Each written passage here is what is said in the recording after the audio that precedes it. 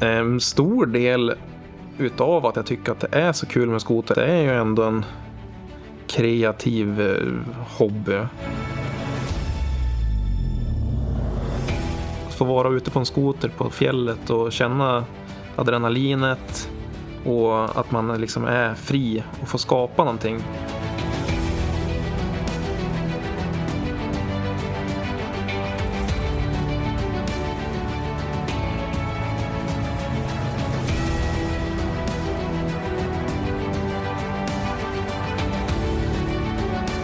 Skoteråkning för mig är ju inte bara stora hopp för att få lite adrenalin, utan det är mycket mer än så.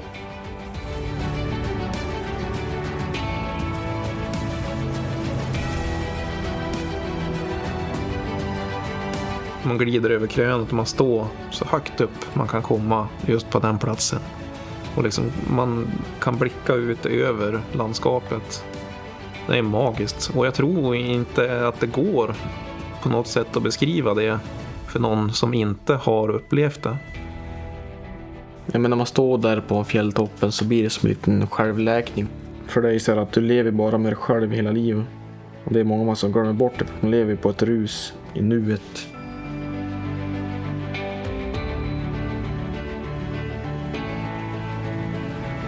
Det är verkligen en helt obeskrivlig upplevelse.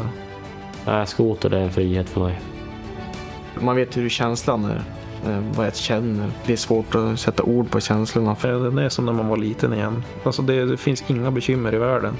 Det tror jag många känner igen sig i just skoteråkning. Att det är deras lilla andningsrum. Och släppa allting. Och bara se naturen och uppleva den.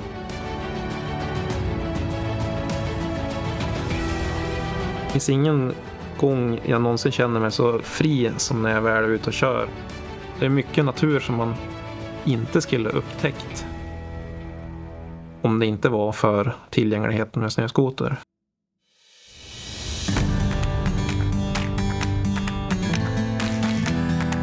Ja, man har ju bara brorsan att skylla på.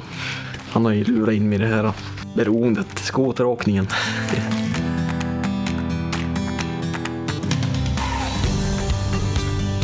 Ja, just det.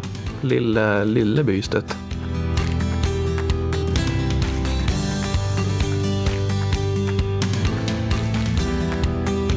Relationen till brorsan är ju väldigt stark skoteråkningsvis. Det har varit mycket bråk alltså. Just intresset har ju hjälpt oss att komma närmare varandra. Skoteråkningen är väl det som har fört oss samman mest kanske. Om det inte var det för han hade inte suttit bredvid skotern här idag. Och hans resa, det är en lång historia. Han har varit vaken många nätter och skruva. Och han har hjälpt mig på den resan, så jag har ju släppt skruva. Han har ju skruvat allting åt mig. Så jag är väldigt, väldigt, väldigt bortskämd. Men jag är tacksam.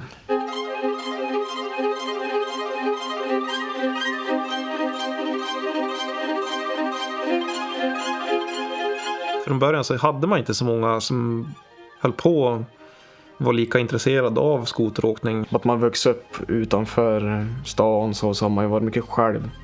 Det är som jag och brorsan har varit med varandra och så haft morfar. Och tack vare då att vi har haft husvagn på campingen i Borga som jag har träffat, som Tobbe och Mattias och Henke, och sen har det ju liksom, de har ju hängt med. Och det var skitkul. Och utan de här människorna som liksom man har fått med sig längs vägen när man har varit ute och åkt skoter, så skulle det ju inte vara lika kul som det är idag.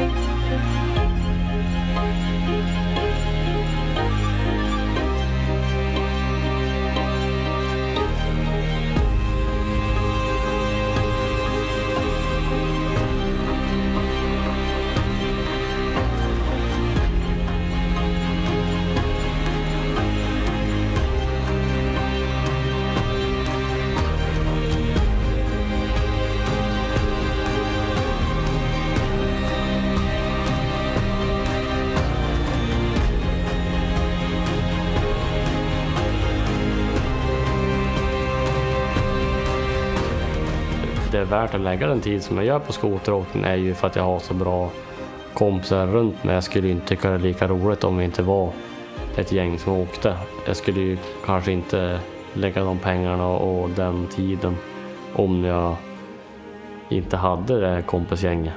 Det är ju skoteråkning för mig också. Det är ju absolut vårt umgänge. Och alla runt omkring också. Man hjälps åt liksom och fixa det som är trasigt så att alla kan ha lika kul liksom. Och känna sig delaktig. Gör det sådär. Ja, varm lite till då. Vi ska ju faktiskt slacka på laterremmen här. Slipskivan är kvar. Ja, det blir bra. Ja. Se framhjulen där. De är ju till och med lös. Det är konstigt att det går snabbt. Tobbe, du saknar ju en isriver då. Men tror fan dra snett. Så man ska göra.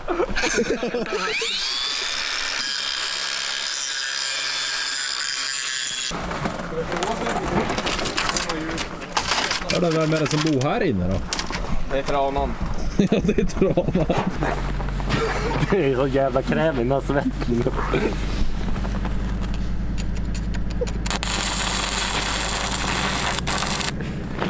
Du ser vad fint det blir. Ja, vänta, vi har inte knackat slagen än. Man ska inte kolla på ytan igen. Det är så jävla ytligt. Hur fan ska jag kunna hålla allting och samtidigt? Svetten i luften. Nu varvar han till och tänder han pinnen. Hör du det? Och från början så var det ju mycket skoteråkning tyckte jag som alltså far ut och köra skoter. Det är skitkul.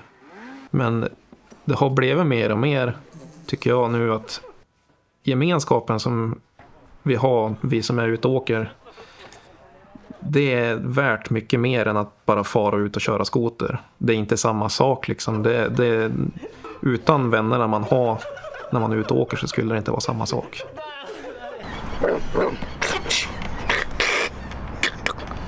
Det är kul att vi är så olika men vi har så kul tillsammans. Jävlar, fick motorstopp!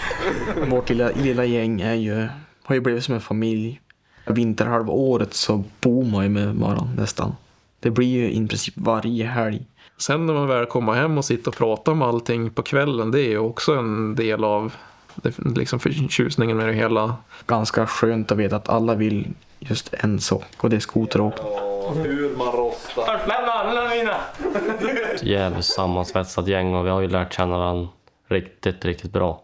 Det är mer en familj skulle jag säga. Och det är som att man har känt varandra hela livet egentligen. Och allt börjar ju tack vare skoteråkningen. Så skoteråkning har ju mycket med gemenskapen att göra. Skapa en historia med varandra.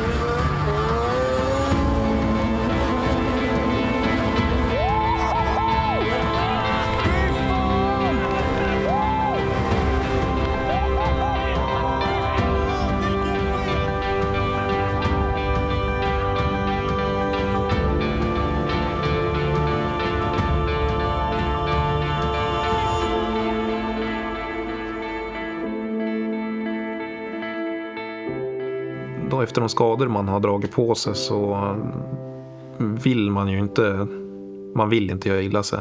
Från början så tänkte man inte lika mycket på vad man gjorde utan men det här blir fränt, vi kör. Men man ska ha med sig ett konsekvenstänk, absolut. Och där någonstans har ju planeringen kommit in och det finns mera tanke bakom de saker man gör idag än tidigare. Och just det att känna av, ja men det kanske inte är läge att göra det nu. Det måste man lära sig, annars kan det gå riktigt dåligt.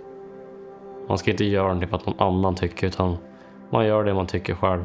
Man tycker man är kapabel till. Och så tar man det steg för steg. Då kommer man lyckas. Ju större hopp du gör, desto större risker blir med allting. Det är väl det som är ganska skönt att hoppa litet. För man vet att det är låg risk. Men det är inte lika roligt, så att man flyttar gärna gränserna lite mer för varje helg. Det var ju som med min första backflip. Men han funderar på att göra en bakåtvolt. I vintras, det har blivit så stor hype med backflip och då har jag hakat på det. Men jag är inte den just våghalsigaste. Även fast det kanske ser ut som det. Men vi var ute och åkte ju en helg i Jorm.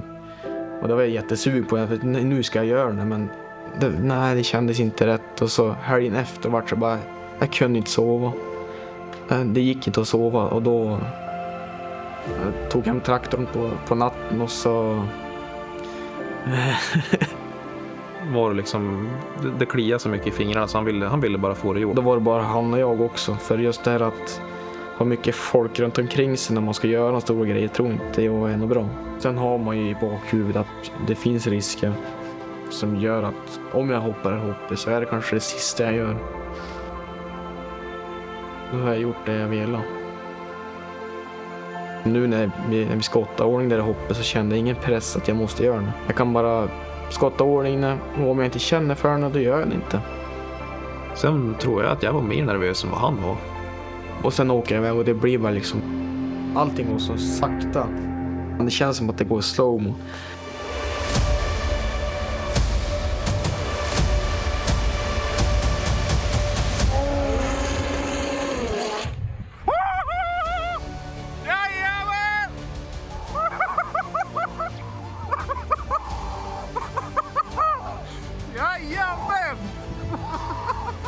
Det blir annorlunda när det är liksom brorsan så där som sätter någon grej som han har liksom funderat på så länge.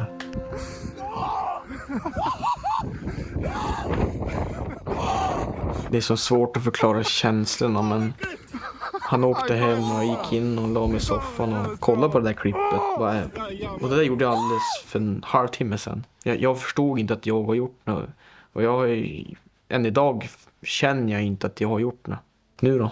Sen, vad ska jag göra nu? Det känns inte så speciellt. Man vill ju ha den här känslan som jag har byggt upp. Att yes, jag klarar det. Men den känslan kommer inte. Och det blir ju att man vill bara göra det igen. För att just den där korta minuterna är så värdefulla. Och det är kanske där farliga också med risker att man tänjer på gränserna. Det finns ju en rädsla i att misslyckas. Och vad händer om jag ramlar av och jag får skotern över mig? Kommer jag illa med? Vad kommer hända då? Jag har ju gjort illa med x antal gånger. Jag har ju liksom tagit några steg tillbaka och liksom bara, men vad är det som händer egentligen? Och så blir man osäker i sig själv. Hon har hjälpt mig bara att liksom upp igen och prova att köra en gång till. Jag känner att man måste hitta en väg för att övervinna den där rädslan som faktiskt blev, eller det där konsekvenstänket som kanske kom upp lite mer, för när du väl står där så det är inte lätt att komma ihåg allting, att du ska göra så här och man vet att det är ett stort hopp och man vill inte fejla, för att är du 5-6 meter upp i luften, det gör ont att landa, hoppa av skotern, alltså du kan ju liksom göra illa på riktigt. Det är ju mycket personkännedom skulle jag säga. Veta när man ska hjälpa till och pusha och när man ska backa lite grann. För det finns ju lägen när man ser att fast det här verkligen klokt. Och när man väl har bestämt sig för att köra och är säker i det själv, då ska man till en måttlig gräns hjälpa till att pusha som en vän, tycker jag. För att jag vet ju att den här personen klarar av det här.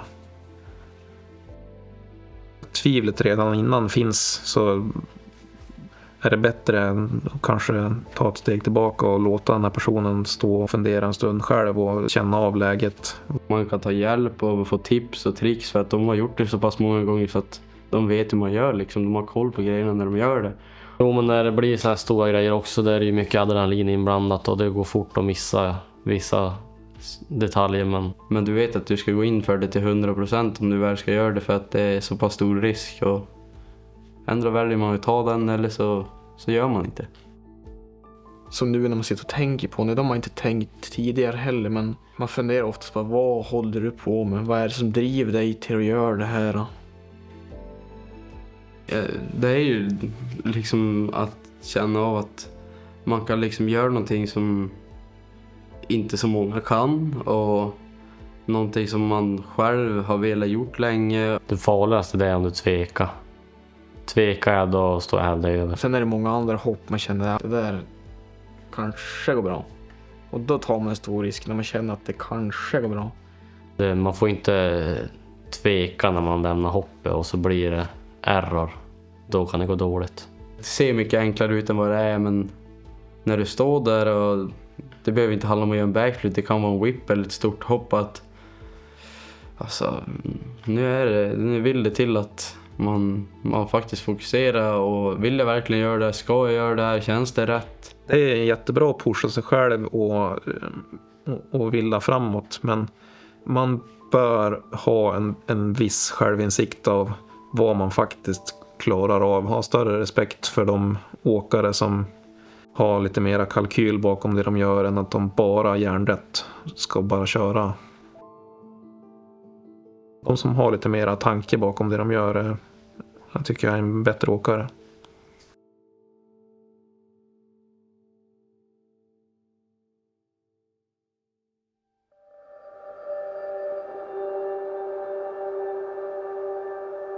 Skoteråkning har såklart hjälpt mig att finna mig själv till stor del. Just måendemässigt och allt det där.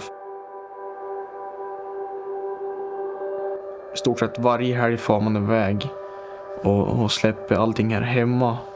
Släpper man och så får man iväg till en liten drömvärld.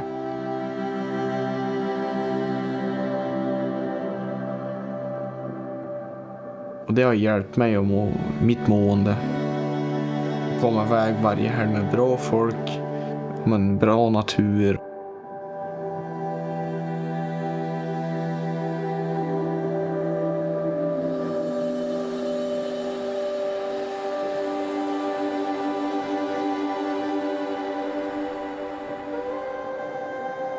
Och det är just att man får komma ut i naturen och hitta sin egna lilla grej.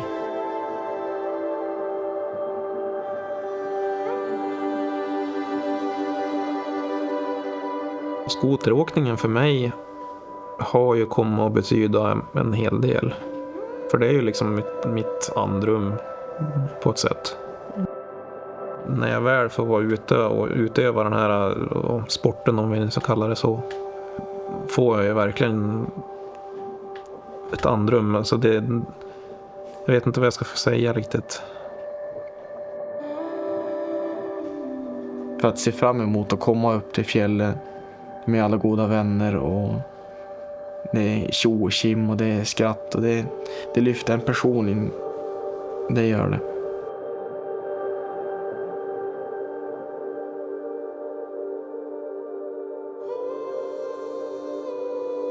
Jag tror att många har skoteråkningen som en egen tryggpunkt.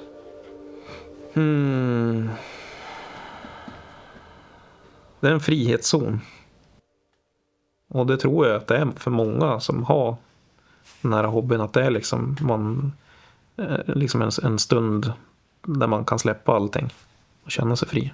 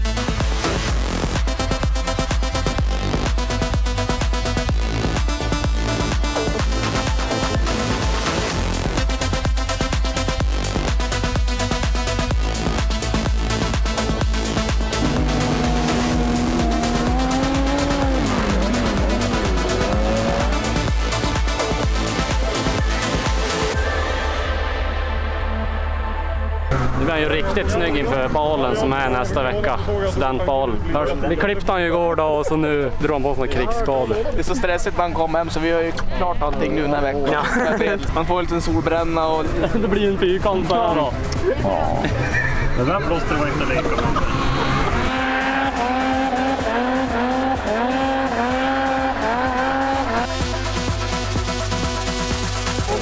Kolla hakan. Där känner man igen. Det är ju bombhålet. Kändes det där då? Ja.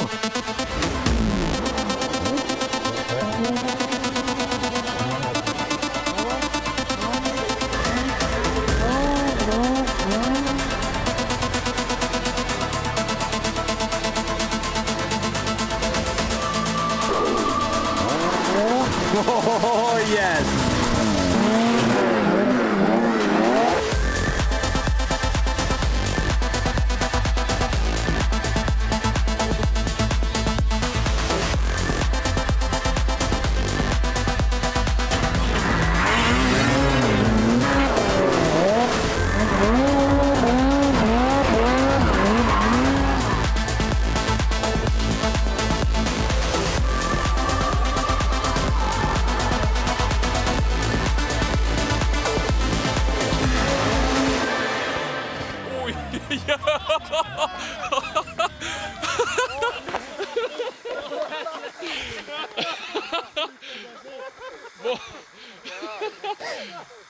Alltså snurra drivaxeln än.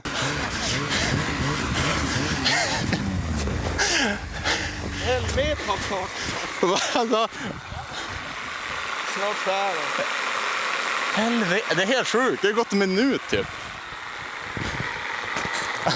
Alltså, hjulet snurrar än. Är det mattan? Ja, du har ju tagit på mattan. Mattan får ju luften. Vad fan tog du då? Jaha, det var remmen. Såg du så att den här mattan är det remmen eller? Det är det sjukaste jag har sett på vid mattan bara tjo! Nice. Ja, då var färdigrullat. Andra på 3 dagar. Ja. Vadå? Ja, grabbar, ni måste skaffa antistabbaxlar. Är det det som hände? Ja. Det small av. Vad är det att du inte har antistab som gör det? Ja, det kan vara om det motar så trycker den ju hårt. För vadå, det hann ju ändå gå ett tag innan han lossnade. Han fick ju rotation och allt. Ja, den har högt i och sen har den liksom... Han kan ju ha skadan tidigare och sen... Du hade ju, den var ju av. Jag har bytt 146 då. Jag vet inte, det är roligt.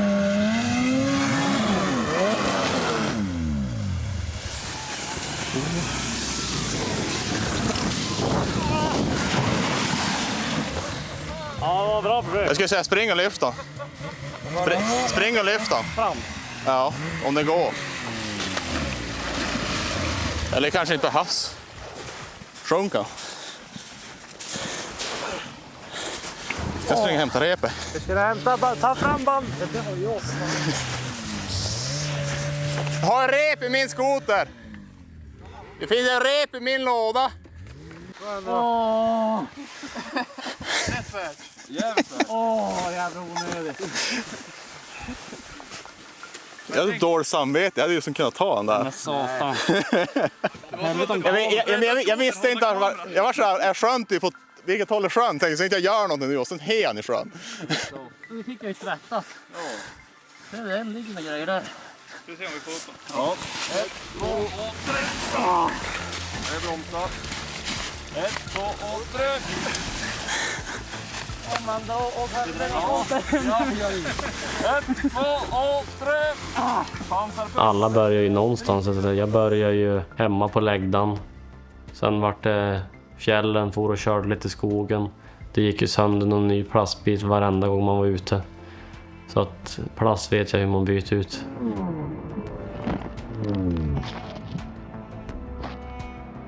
Allt handlar om att vara ute och ha roligt. Sen kan det ju kosta en liten plastbit på vägen, men det, så kan det vara. Man ska vara glad att man har haft de möjligheterna man har haft. Alla kanske inte har de möjligheter vissa har och man ska göra det utifrån det man kan. Om man vill någonting. Börja då bra med att spänna mattan. Ja. Men alltså, jag har typ inte hört det gå. Eller kanske en gång hört det. Men jag tror inte det har kört på något träd, visst det blir. Det är inte först på senare år man har tänkt på det att fan, nu är man 2-3 mil mitt ute i skogen uppe på fjället och det är ingen täckning eller någonting. Vi bygger ett skapligt stort hopp och här ska det hoppas och det blir större och vi sprättar på och bygger större. Att det kan gå åt helvete, det kan bli missar, det är så lätt, det kan blåsa. Vi må kunna få tag i kanske en ambulans om den som vilar sig på riktigt eller man har fått ett annat konsekvenstänk med åren för att när hoppen börjar bli så pass stor så att man är några meter upp i luften och det ska flygas en 50-60 meter så inte mycket. Det blir fel liksom. Ja, jag tror jag kommer att köra skoter så länge jag är kapabel till att röra på mig. Men då kanske det inte är att åka ut och hoppa grejer. Då kanske det blir till att packa en pulka och åka och sätta sig på en is och fiska. Grilla någon hamburgare. Då har vi ju snackat om tidigare att vi kanske ska börja med det istället.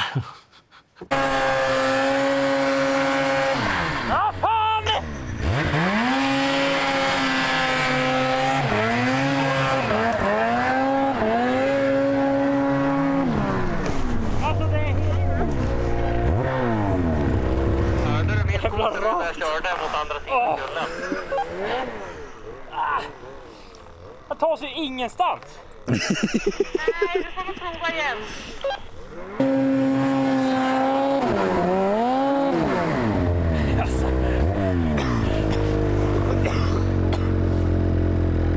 Viktor, jag är bra där.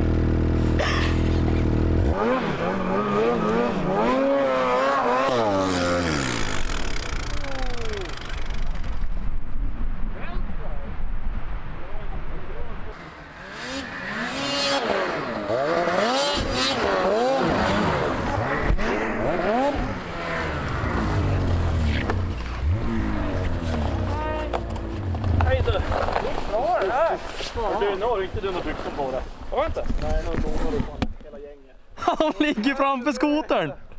Va? Byxorna är framför skotern! Det är kul att åka skoter. Alltså, inte en enda här den här vintern har jag inte skruvat.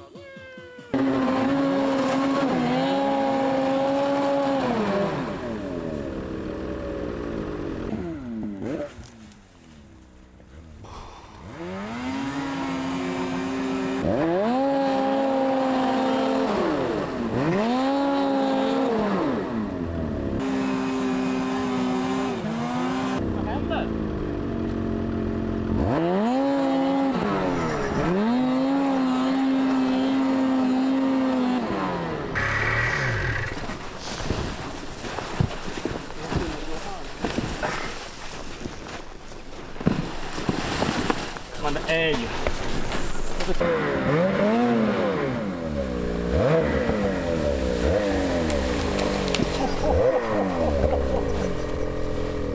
får du inte ha? Får vi med spaden fort. Han får inte på det på vägen ner eller? Ja, men det där har ju du gjort förr, Henke. Han njuter inte så jävligt. Sen hur man vinklar skotern fast. Det drar in lite bränsle som man... Så tomt.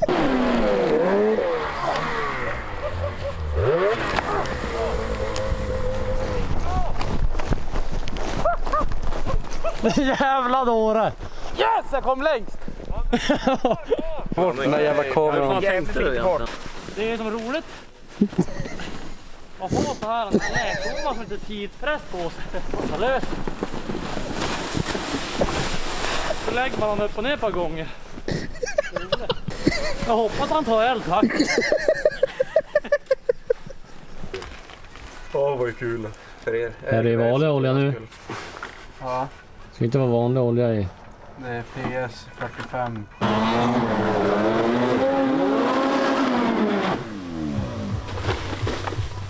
Ja.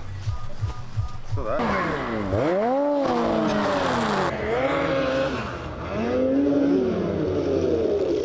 Åh, helvete.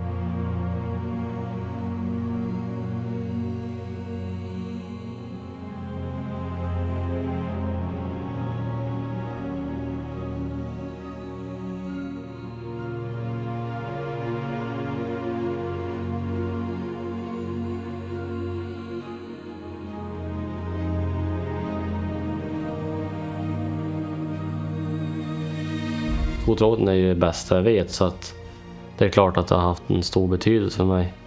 Och jag har ju lagt ner sinnessjukt mycket tid på det. Både här i garage och i fjällen, och jobba sinnessjukt mycket för att kunna köra skoter som jag gör bland annat. Det har väl påverkat att man har insett att det är inte bara för att åka skoter, utan det kostar allting också. Det ska gå sönder lite, man ska få jävlas lite, och det är inte bara fara ut fjäll så lägger ut på Instagram och tro att det är bara.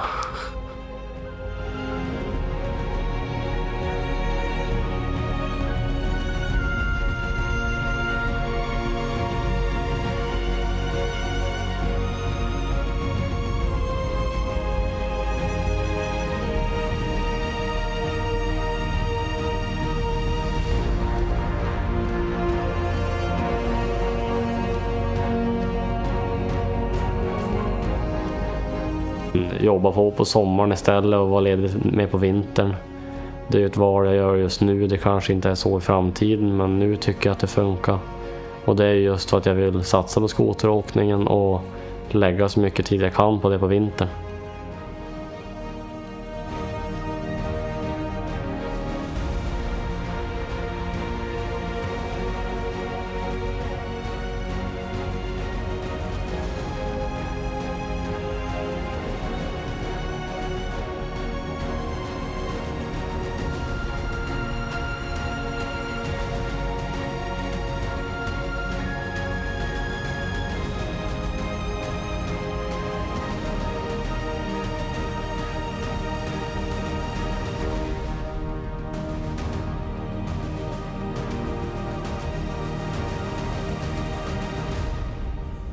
Det finns medgångar och motgångar, så är det ju. Och det är det ju med allt.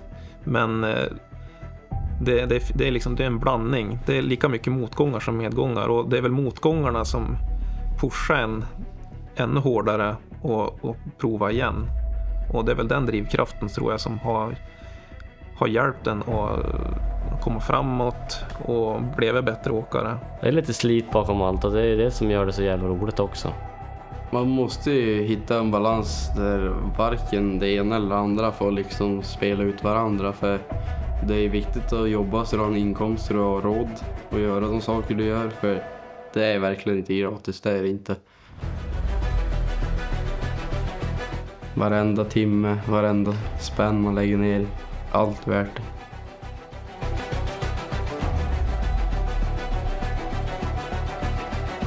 Sen är det ju bara du som kan styra dina gränser. Det är ju ingen annan som ska kunna påverka dem. Det är du som bestämt. Det är inget mer att tycka synd om sig själv, utan det är bara att bita ihop och köra på. Och då kommer man tillbaka starkare istället. Det är det här jag vill göra. Det kommer motgångar, och ska man bara ta de motgångarna och lägga ner, eller det kan man ju inte göra. Utan man måste ju resa sig upp igen och faktiskt göra det man brinner för.